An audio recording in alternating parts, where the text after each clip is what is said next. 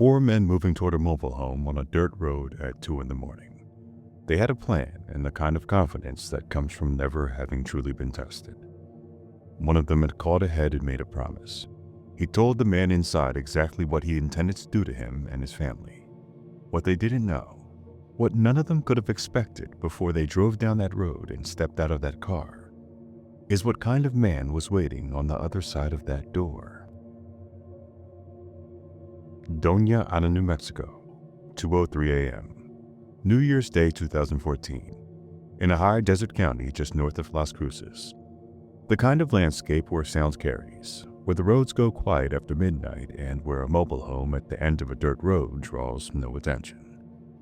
The 600 block of King James Road looked like nothing was happening, and there never really was.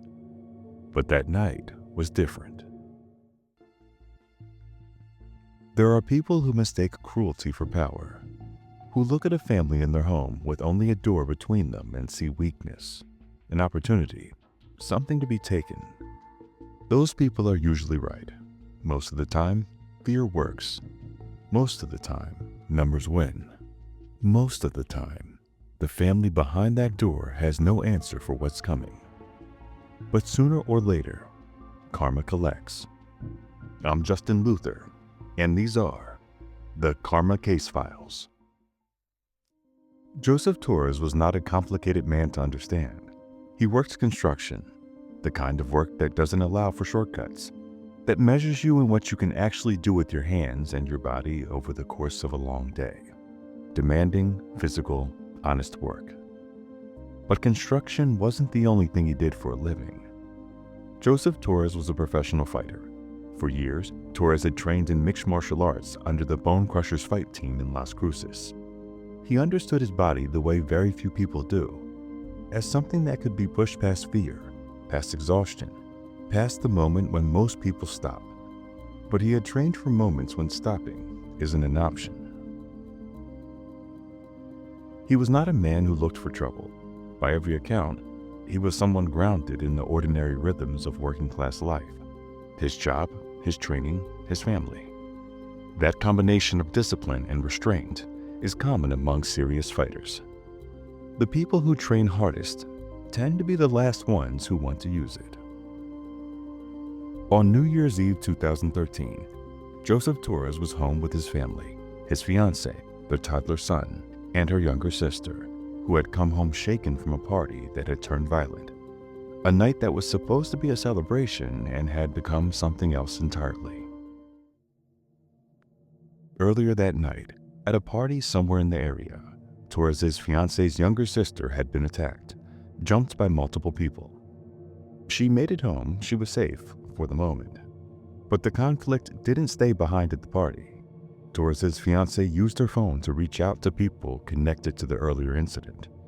The exact words exchanged aren't fully documented, neither are the exact details of what happened. But the temperature of the situation was rising.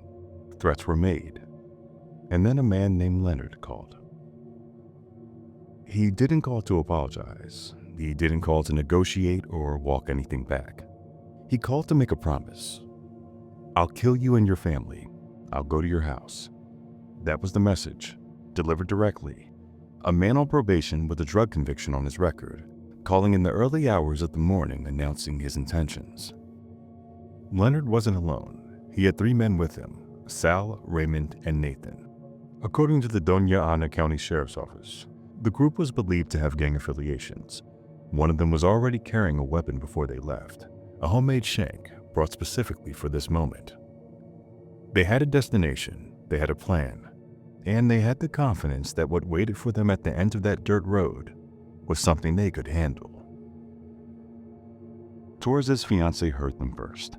She got to the front door and pressed her body against it, both hands flat on the frame, all of her weight against it, trying to hold back 4 men who had already decided they were coming through. She wasn't just holding a door, she was holding everything inside that home. Her husband, her sister, her son. It didn't hold. The door burst open. All 4 men pushed through into the mobile home, filling a small space that had nowhere to go and no room to retreat. The home was tight. There was no second floor, no back exit. Just walls, furniture, and 4 men who had brought bad intentions into a place where her family was trying to sleep. One had a shank, another found a knife in the kitchen. They started throwing furniture, glass shattered. The air in that space became loud and violent, and then they all attacked Torres. But he fought back. What happened next unfolded the way real violence always does. Fast, close, chaotic. The struggle moved through the small home and eventually spilled outside into the darkness. Sal, the man who had arrived armed with a homemade shank, was found outside afterward with 4 stab wounds to the chest. He did not survive the encounter. Nathan suffered several facial injuries and was hospitalized. Leonard and Raymond, the man who made the phone call and the brother of the man who died, fled the property. When it was over, Torres had minor injuries. His fiancée, his son, and her sister were unharmed. I believe there is something important to say here that gets lost in cases like this when they get reduced to headlines or talking points about self-defense laws. Joseph Torres killed a man in his own home defending his family, with every legal and moral justification the law provides. But he killed a man. That's not nothing. It doesn't leave a person unchanged, or the sad truth that a mother lost her son that night. His fiancée held the door against 4 men trying to break through it. Her child was in that house. Her sister, who had already been attacked once that night, was there as well. But the people who went to that house, one with a weapon and another who made a phone call full of threats, seemed to never consider any of that, or the possible consequences of their actions. The Doña Ana County Sheriff's Office assigned 6 detectives to the case.